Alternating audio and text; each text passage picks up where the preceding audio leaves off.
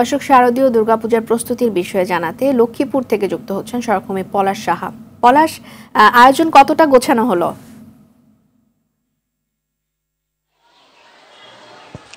রেদওয়ানা, আপনি যেমনটি জানাচ্ছিলেন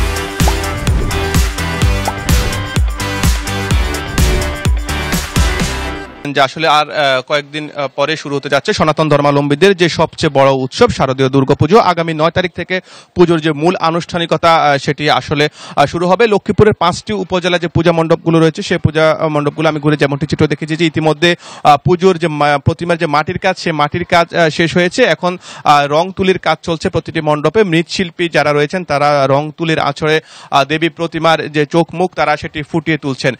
সেই সাথে চলছে মণ্ডপে যে সাজসজ্জার সেই সাজসজ্জার কাজ চলছে। পুজোর আর আসলে বেশি দিন না থাকার কারণে পুজোর যে আয়োজক কমিটি যারা রয়েছে সেই আয়োজক কমিটির লোকজন কিন্তু দিনরাত এক করে তারা পরিশ্রম করছে যেন নির্দিষ্ট সময়ের আগে তারা যে পুজোর যে আনুষ্ঠানিকতা এবং পুজোর যে সাজসজ্জা এবং অন্যান্য যে প্যান্ডেলের কাজ সেটি তারা সম্পন্ন করতে।